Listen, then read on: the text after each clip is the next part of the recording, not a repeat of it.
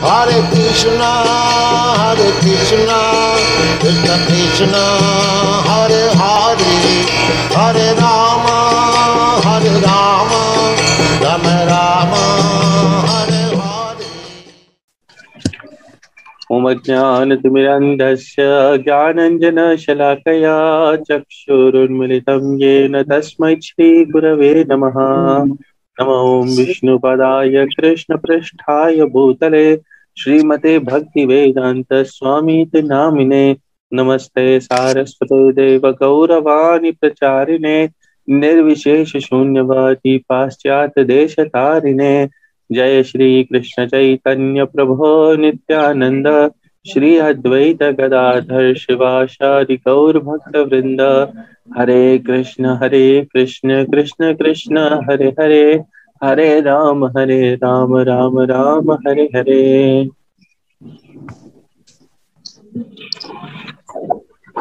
अभी तक हमने पढ़ा है भगवद गीता अध्याय नंबर 2, जिसमें हमने श्लोक नंबर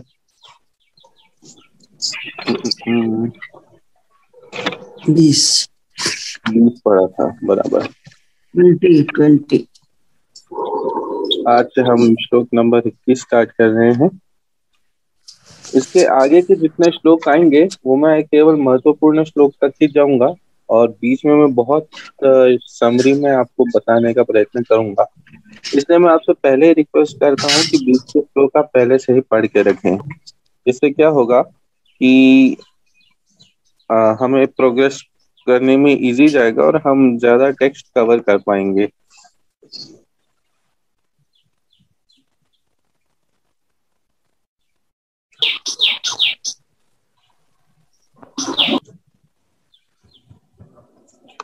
श्लोक नंबर 21।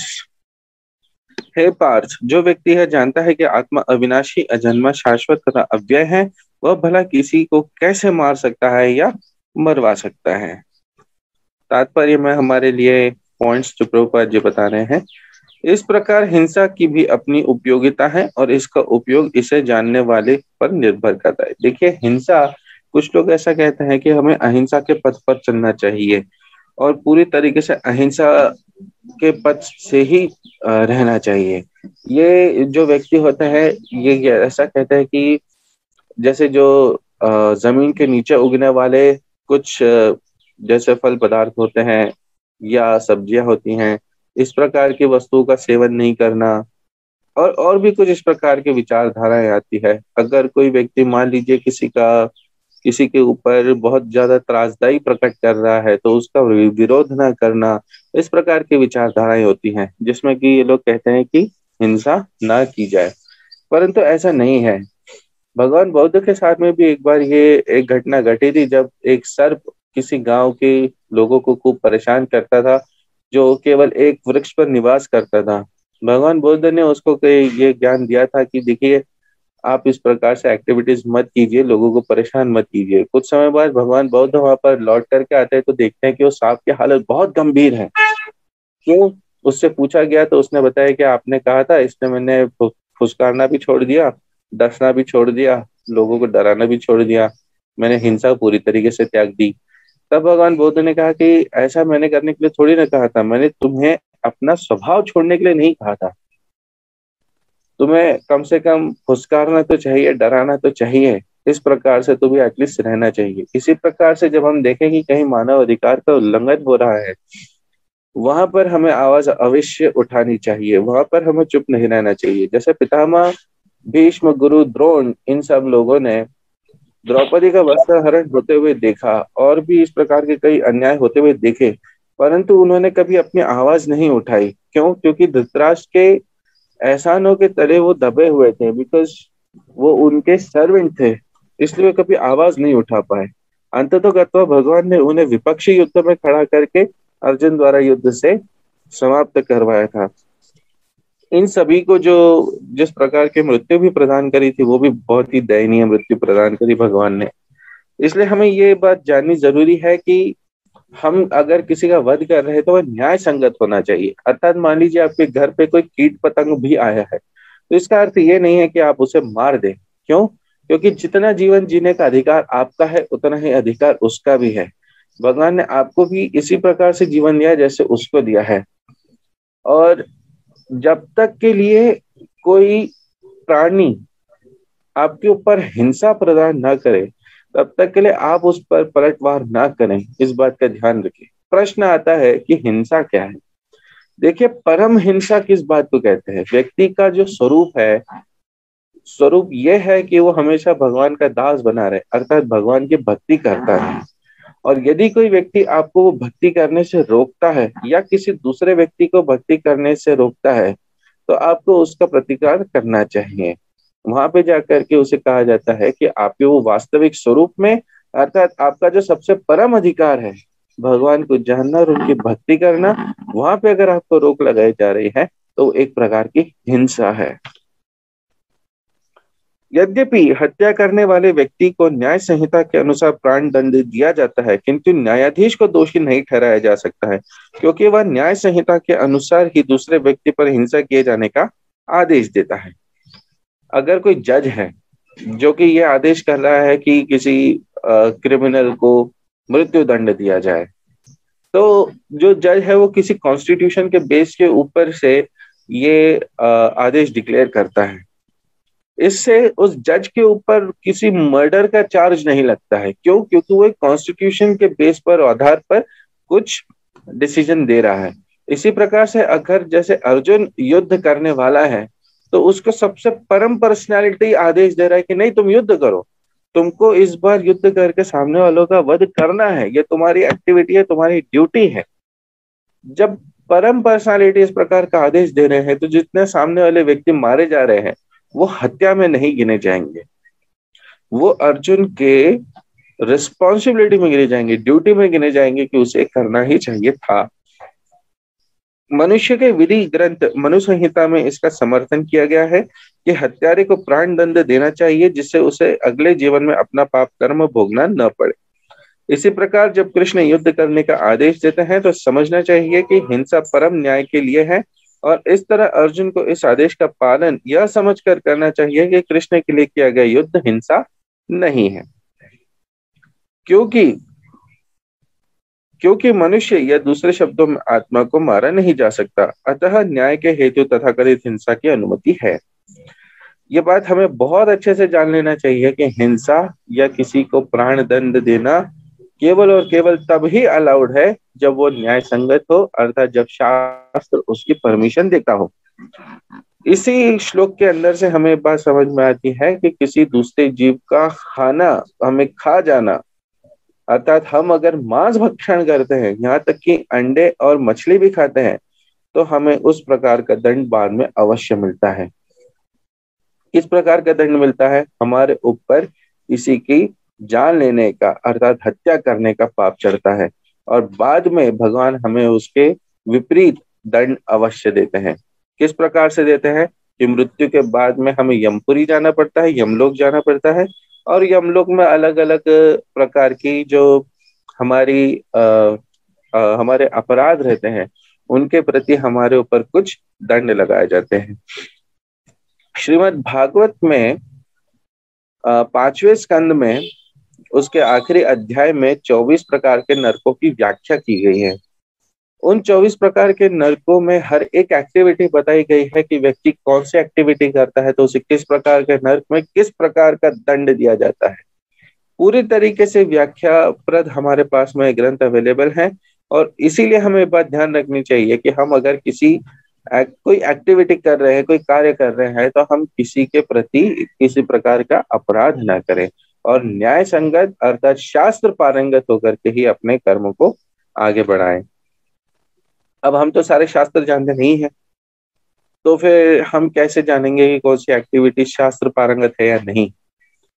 इसके लिए 2 उत्तर मिलते हैं। पहला कि एक तो हमें शास्त्र अध्ययन करना चाहिए, जैसे उदाहरण भगवत गीता और श्रीमद् भागवत, इन 2 शास्त्रों को सबसे ज्यादा महत्व दिया गया है।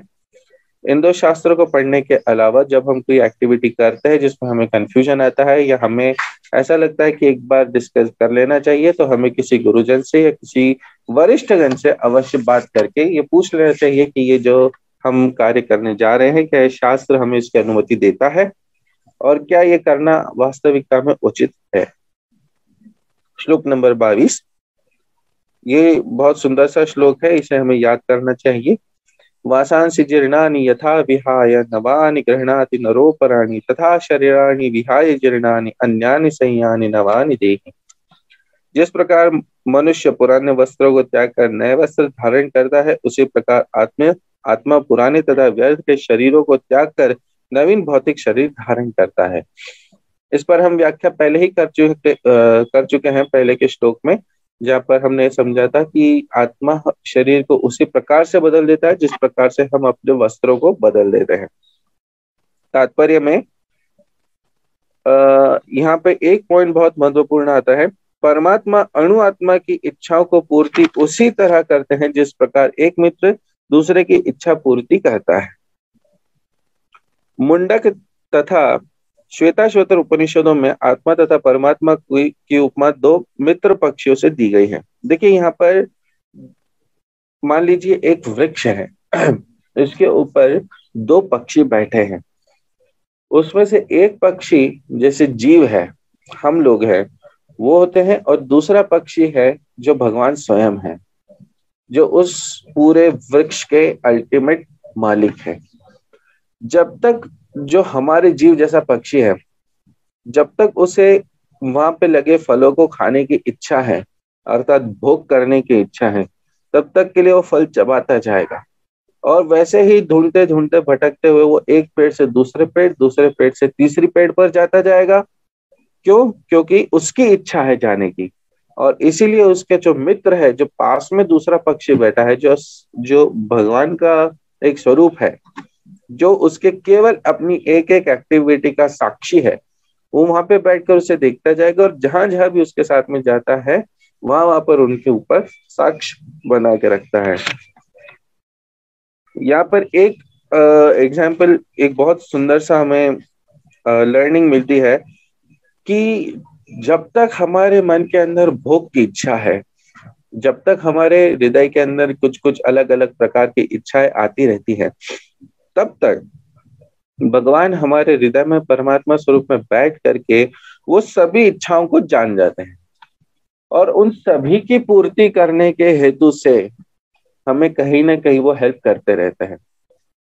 और यही बात हमें समझनी चाहिए कि जब हम भगवान की शरण लेने की इच्छा प्रकट कर देते हैं, तो भगवान हमारी उस इच्छा को भी सर्वप्रिय रख करके उसको साध करने में हेल्प करते हैं। अगर हमारी इच्छा रहे कि आज हमारे पास कुछ भोग हैं, कल वो भोग बढ़े, फिर वो और बढ़ते रहें, तो भगवान हृदय में रह करके हमें उन सब के लिए प्रेरणा भी देते रहेंगे, उन सब के लिए हेल्प भी करते रहेंगे।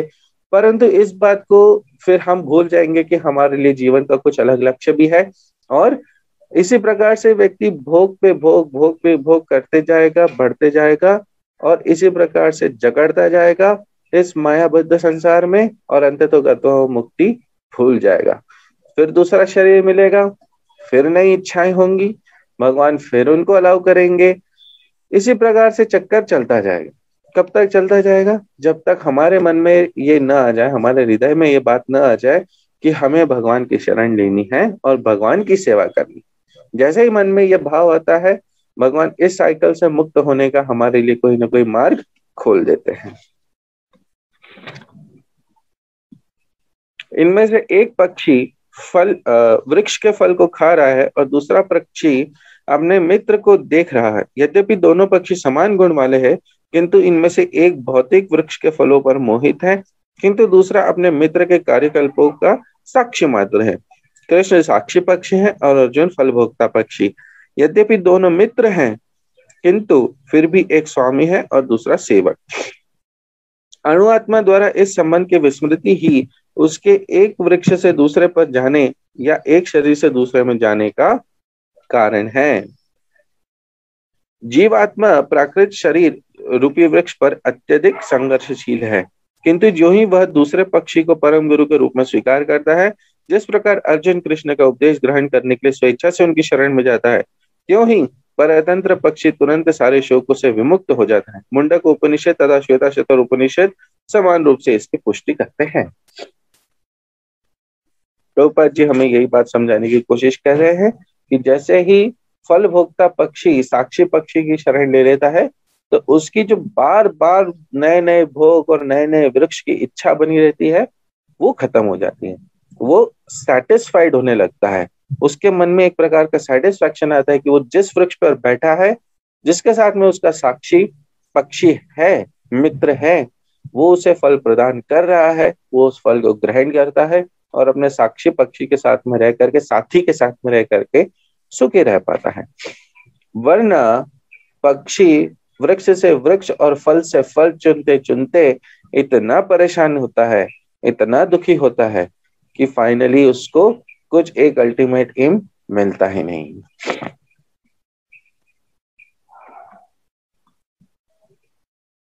इस प्रकार वह कृष्ण से श्रवण करके भगवान की परम महिमा को समझकर शोक से मुक्त हो सकता है। व्यक्ति को अगर शोक से मुक्त होना है, केवल कुछ क्षण के लिए नहीं, हमेशा के लिए अगर हमें शोक से मुक्त होना है, तो उसका हमारे पास में एक इलाज ये है कि हमें भगवान की महिमा का श्रवण करना चाहिए। भगवान की महिमा का श्रवण कैसे कर सकते हैं? पहला भगवत गीता, दूसरा श्रीमद् भागवत। श्रीमद् भागवत के अंदर भगवान की समस्त लीलाएं बताई गई हैं, अनेक अनेक अवतारों की लीलाएं बताई गई हैं। जब हम उनको पढ़ते हैं या किसी से सुनते हैं, तो हमें अपने आप हमारा मन उनमें रम जाता है, उस आनंद में रमता है, और तब जाकर के हमारे हृदय से जो शोक और ग्लानि है वो अपने आप समाप्त होने लगती है। बलिवेदी पर या धर्म युद्ध में प्राणों को अर्पित करने वाला व्यक्ति तुरंत शारीरिक पापों से मुक्त हो जाता है और उच्च लोक को प्राप्त होता है। अतः अर्जुन का शोक करना युक्ति संगत नहीं है। युद्ध में जो व्यक्ति अपने प्राण गवाता है और जो मारता है, उसमें यहाँ पर बताया गया है कि उसने शरीर रूप में रह करके जितने पाप किए हैं वो सभी खत्म हो जाते हैं। उसी प्रकार से यहाँ पर जिस प्राणी की बलि दी जा रही है, देखिए पुरातन काल में, वैदिक काल में जब बलि दी जाती थी, मान लीजिए अश्वमेध यज्ञ हो रहा है या गौमेध यज्ञ हो रहा है, तो उसमें क्या होता था कि घोड़ा या फिर गाय, इसको काट करके बलि दी जाती थी, जिससे कि वो मांस उस अग्नि में अर्पित किया जाता था। जैसे ही वो होता था, तो जो ब्राह्मण थे इतने श्रेष्ठ गण थे कि वो उस बलि को दोबारा से या तो उसी गाय को शरीर देते थे, एक नया गाय का शरीर मिलता था, या फिर दूसरा उन्हें या तो मनुष्य शरीर मिलता था, या फिर तीसरा उन्हें सीधे स्वर्ग लोक अर्थात उच्च लोकों के अंदर स्थान मिल जाता था।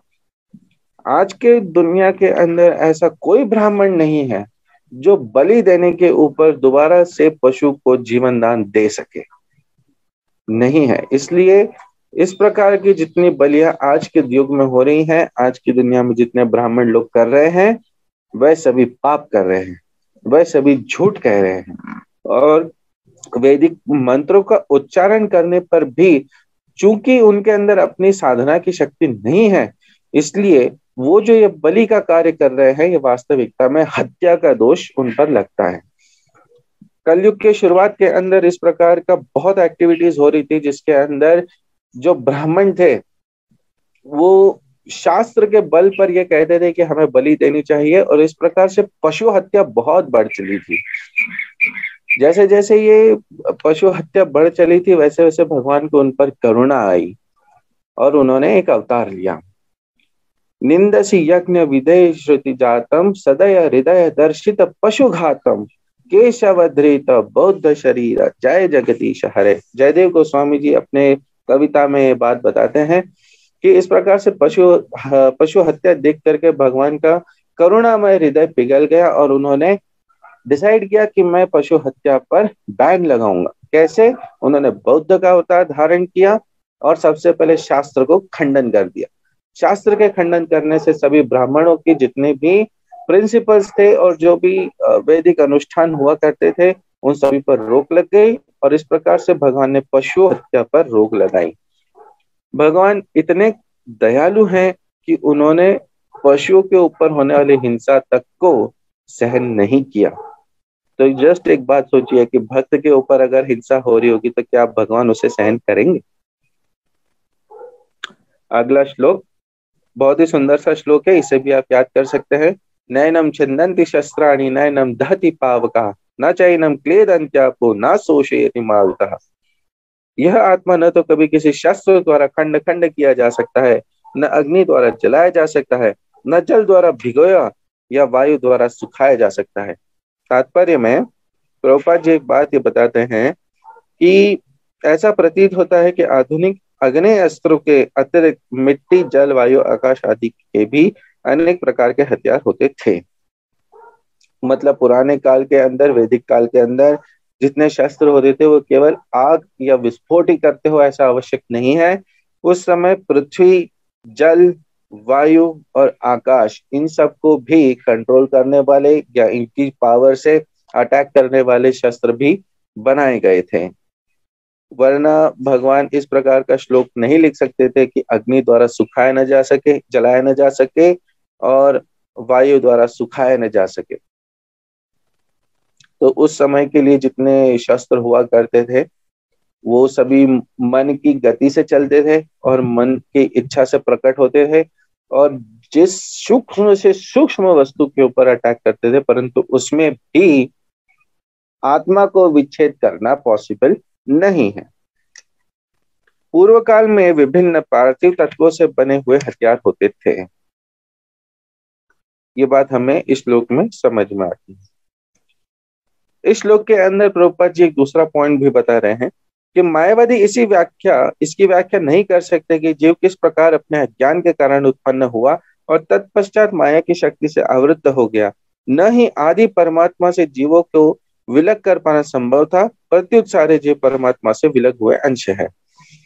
जो मायावादी लोग आते हैं, अर्थात जो लोग व्यक्ति भगवान के स्वरूप को स्वीकार नहीं करते हैं, वो ये कहते हैं कि हम भगवान के ब्रह्म अर्थात निराकार स्वरूप से प्रकट हुए हैं, उन्हीं के खंड खंड होने से हमारी उत्पत्ति हुई है। और परंतु वहां पर एक प्रश्न ये करना भूल जाते हैं कि फिर क्या वो खंड खंड करने से वो जो निराकार ब्रह्म है वो समाप्त हो गया और अंततोगत तो हम फिर खंड हुए ही क्यों, हमारा प्रकट क्यों हुआ, हमें जन्म क्यों दिया गया, भगवान ने हमें क्यों बनाया। इस प्रकार के प्रश्नों का उत्तर वो नहीं दे पाते हैं। तो क्या हम दे पाते हैं? क्या हमारे पास में उन सभी प्रश्नों के उत्तर हैं? उत्तर मैं दूंगा, हाँ, इन सब के उत्तर हमारे पास में हैं, परंतु उसे मैं अभी ना बताते हुए किसी शाम के सेशन में बताऊंगा। अर्जुन कृष्ण के उपदेश के कारण मुक्त तो हो गया, किंतु कभी भी कृष्ण से एकाकार नहीं हुआ। जैसा कि लोग मानते हैं कि हमें ध्यान करना चाहिए किसी लाइट के ऊपर, किसी केंद्र के ऊपर बैठ के, ताकि एक न एक दिन हम उसमें जाकर के मिक्स हो जाएंगे, परंतु यहाँ पर उस बात का खंडन करके बताया गया है कि ऐसा नहीं है। हम कभी भी एकाकार नहीं होते हैं, हम हमेशा सेवक के भांति भगवान के दास बने हुए रहते हैं। और यही बात हमें समझनी जरूरी है कि हम भगवान के नित्य दास हैं। शिवेर स्वरूप होय कृष्णेर नित्य दास। आगे के श्लोक में हम पढ़ते हैं, यह आत्मा अखंडित तथा अघुलनशील है, न तो इसे जलाया जा सकता है, न ही सुखाया जा सकता है। यह शाश्वत, सर्वव्यापी, अविकारी, स्थिर तथा सदैव एक साथ रहने वाला है। जो लोग कहते हैं कि आत्मा के अंदर विकार आया, अर्थात कुछ दुष्भाव आए, इस वजह से उसका खंड हुआ या इस धरती के ऊपर आना पड़ा, तो वास्तविकता में ये बात गलत है। आत्मा हमेशा सच्चिदानंद स्वरूप में बनी रहती है, उसे पूर्ण ज्ञान है, पूर्ण आनंद है, पूर्ण सत्य है, तो उसके अंदर कभी विकार नहीं आ सकते हैं। तात्पर्य में भौतिक कलमश से मुक्त होकर अणु आत्मा भगवान के तेज की किरणों के आध्यात्मिक स्फुलिंग बनकर रहना चाह सकता है।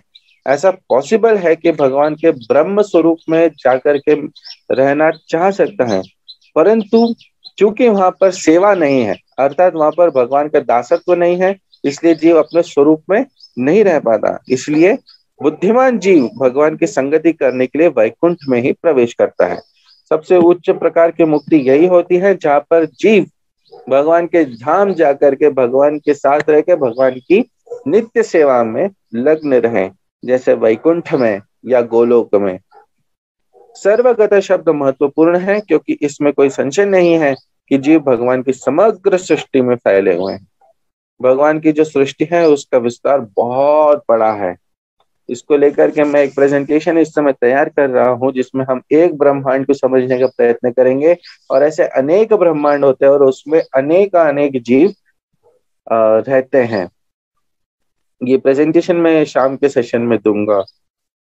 इसमें संदेह नहीं कि सूर्य लोक में भी उपयुक्त प्राणी निवास करते हैं। यदि सूर्य लोक निर्जन हो तो सर्वगत शब्द निरर्थक हो जाता है। कई जगह पर यह माना जाता है कि जैसे ज्वालामुखी है, उसके अंदर जीव नहीं रहते हैं, परंतु हाल ही में हुई कुछ रिसर्च से ये पता चला है कि वहां पर भी कुछ प्रकार के जीव हैं जो अपना बसेरा बनाए रखते हैं। इस पृथ्वी पर ही जब ज्वालामुखी के अंदर रहने वाले जीव हैं, तो क्या एक दूसरे प्लैनेट पर, दूसरे ग्रह पर जिसका नाम सूर्य है, उसके ऊपर रहने वाले प्लैनेट्स पे रहने वाले जीव नहीं होंगे?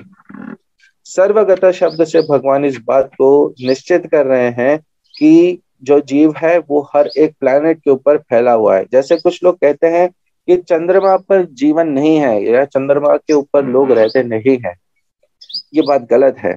देखिए, चंद्रमा पर रहने वाले जो लोग हैं उन्हें उस प्रकार का शरीर मिला है जो चंद्रमा पर रहने के योग्य हो। जैसे हमें जो ये शरीर मिला है वो इस धरती पर रहने के योग्य हो। हम समुद्र में जाकर के नहीं रह सकते। क्यों? क्योंकि हमारा शरीर पानी के अंदर रहने वाला नहीं बना है। जब केवल इस धरती पर रहने में ही शरीर में इतना भेद है, तो क्या इस बात को हम थोड़ा सा और आगे बढ़ा करके ये नहीं समझ सकते कि सूर्य के ऊपर, चंद्र के ऊपर और आदि जितने भी ग्रह हैं उनके ऊपर रहने वाले कोई ना कोई जीव अवश्य है। हाँ, ये बात जरूर है कि हमारे जो दृष्टि है, हमारी आंखें हैं, इससे हमें वो दिखेंगे नहीं। क्यों? क्योंकि उनका शरीर डिफरेंट है। इसे हम कैसे समझ सकते हैं? जैसे इस धरती के ऊपर भी घूमने वाले कई भूत प्रेत लोग होते हैं जिन्हें जो हमें दिखते नहीं है परंतु होते अवश्य है। अगर इस धरती के ऊपर ही शरीर में इतना भेद है, तो क्या जरूरी है कि हमें वो हायर प्लैनेट्स पर रहने वाले लोग दिखेंगे? नहीं दिख सकते हैं। आगे के श्लोक में पढ़ते हैं, यह आत्मा अव्यक्त, अकल्पनीय तथा अपरिवर्तनीय कहा जाता है। यह जानकर तुम्हें शरीर के लिए शोक नहीं करना चाहिए। तात्पर्य, श्रुति के प्रमाण के अतिरिक्त अन्य किसी प्रयोग द्वारा इसके अस्तित्व को सिद्ध नहीं किया जा सकता। हमें इस सत्य को स्वीकार करना पड़ता है, क्योंकि अनुभव गम्य सत्य होते हुए भी आत्मा के अस्तित्व को समझने के लिए कोई अन्य साधन नहीं है। हमें अनेक बातें केवल उच्च प्रमाणों के आधार पर माननी पड़ती है। चाणक्य पंडित एक बात कहते हैं कि समझदार व्यक्ति कौन होता है? समझदार व्यक्ति वो होता है जो दूसरे के एक्सपीरियंसेस से खुद ही समझ जाए और उस प्रकार से अपने जीवन को आगे बढ़ाए।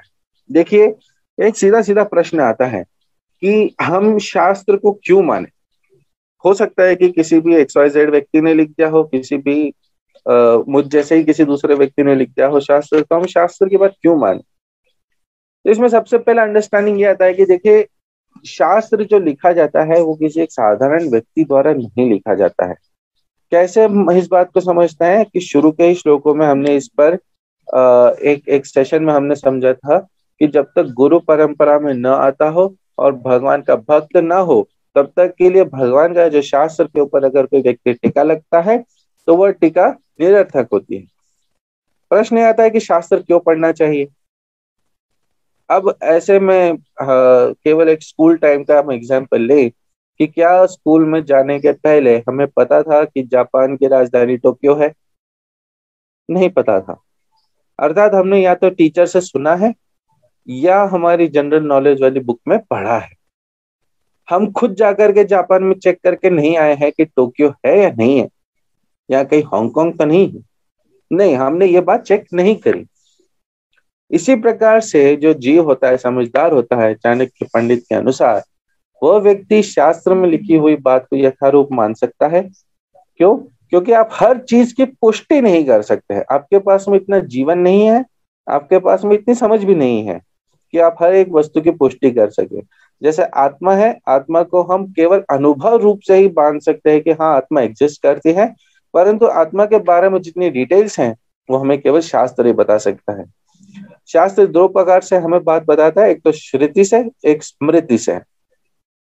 श्रुति शास्त्र हमारे ग्रंथों के समान में हमारे सामने प्रकट होते हैं, और स्मृति शास्त्र जो हमें वाक्य स्वरूप में हमारे सामने प्रकट होते हैं, उस स्वरूप में हम उसे एक्सेप्ट करते हैं। इस पर ज्यादा टेंशन मत लीजिएगा, मैं इसके ऊपर भी आपको और डिटेल में बताऊंगा कि श्रुति और स्मृति किस प्रकार से होते हैं और हम इन शास्त्रों को कैसे अपना सकते हैं। यहाँ पर एक बात और लिखी गई है कि भगवान एक ही एक बात को हम देख रहे हैं कि काफी समय से दोहरा रहे हैं। ऐसा क्यों दोहरा रहे हैं? क्योंकि किसी बात का दोहराना उस तथ्य को बिना किसी त्रुटि के समझने के लिए आवश्यक है। अगर भगवान कोई बात कह रहे हैं, देखिए, तो भगवान जो कहते हैं वो हमेशा परफेक्ट कहते हैं। उन्हें कहने के पहले ऐसा नहीं है कि स्टडी करनी पड़ती है, क्योंकि वे हमेशा से ही कुछ सीमित वाक्य ही कहते हैं, वो ज्यादा वाक्य कहते भी नहीं। इसीलिए भगवान अगर कोई वाक्य कहते हैं तो वो एक बहुत ही जरूरी वाक्य है, और अगर वो अपनी बात को रिपीट कर रहे हैं तो सोचिए वो अपने आप में कितनी ज्यादा जरूरी होगी। इसी प्रकार से भगवान ने चैतन्य चरितामृत में एक बहुत सुंदर सा श्लोक कहा है, हरेर नाम हरेर नाम हरेर नामैव केवलम कलौ नास्त्यैव नास्त्यैव नास्त्यैव गतिरन्यथा। हरि का नाम हरि का नाम हरि का नाम, 3 बार वो कह रहे हैं, हरि का नाम हरि का नाम हरि का नाम। एक ही बार कह सकते थे हरेर नाम, परंतु उन्होंने 3 बार कहा। ऐसा क्यों? भगवान अगर वाक्य कह रहे हैं तो अपने आप में बहुत जरूरी है, परंतु उन्होंने इस बात को 3 बार रिपीट किया है, अर्थात ये बहुत ज्यादा इंपॉर्टेंस का है, बहुत ज्यादा मायने रखता है। हरेर नाम हरेर नाम हरेर नाम एव केवलम। एव केवलम का अर्थ होता है ही एकमात्र उपाय है। केवल हरि का नाम ही एकमात्र उपाय है। किस लिए? कलौ, कलौ अर्थात कली के युग में, कलौ नास्त्यैव नास्त्यैव नास्त्यैव, 3 बार कह दिया, नहीं है नहीं है नहीं है। गतिरन्यथा, गतिरन्यथा मतलब कोई दूसरा मार्ग या कोई दूसरा आइडिया या कोई दूसरी तरीके से। इस कली के युग के अंदर केवल एक ही मार्ग है, वो है हरि का नाम, कोई दूसरा मार्ग नहीं है नहीं है नहीं है। इस प्रकार से श्लोक हमें बात बताता है कि अगर कली के इस युग में किसी व्यक्ति को सेल्फ रियलाइजेशन चाहिए, आत्म साक्षात्कार चाहिए, या भगवान से प्रेम चाहिए, भगवान का प्रेम चाहिए, भगवान से संबंध चाहिए, यहाँ तक कि केवल अपनी चेतना का विकास ही करने की अगर थोड़ी सी भी इच्छा है, तो इन सब के लिए केवल एक ही मार्ग है। कौन सा मार्ग है? हरि का नाम। केवल हरि का नाम के जपने से ही ये सारे जो हमारे एम्स है वो साध्य हो सकते हैं। हरि के अनेक नाम हैं। एक तो सहस्त्र नाम स्तोत्र स्वयं में है, परंतु उसमें से कौन सा नाम सबसे महत्वपूर्ण है? शाम के सेशन में मैं उसमें शास्त्र से अलग अलग रेफरेंसेस लेके बताऊंगा, पर मैं अभी आपको बताता हूं कि हरे कृष्ण महामंत्र सबसे महत्वपूर्ण है। हरे कृष्णा कृष्ण कृष्ण हरे हरे, हरे राम राम राम हरे हरे। मैं आपका सेशन आज यहीं समाप्त करता हूं। यदि कोई प्रश्न है तो पूछ सकते हैं। हरे कृष्णा। हरे कृष्णा। दादा, ये श्लोक नंबर 23 में वराह पुराण का जिक्र आया है। वराह पुराण मतलब क्या रहता है? अलग अलग प्रकार के पुराण हैं, जैसे विष्णु पुराण है, भगवान विष्णु के ही एक अवतार हुए वराह, तो वराह भगवान वराह की सारी एक्टिविटीज उसमें बताई गई हैं। उस पुराण का नाम वराह पुराण लिखा गया है। भगवान का अवतार हुआ है नरसिम्हा, तो नरसिंह देव की जितनी सारी अलग अलग लीलाएं हैं उन सबको मिलाकर के ग्रंथ बनाया है नरसिम्हा पुराण। इस प्रकार से कूर्म पुराण आदि अलग अलग एग्जाम्पल्स आते हैं। वराह पुराण इसी प्रकार से भगवान वराह की एक्टिविटीज के बारे में बताया गया है और उनकी जो शिक्षाएं हैं वो बताया गया है।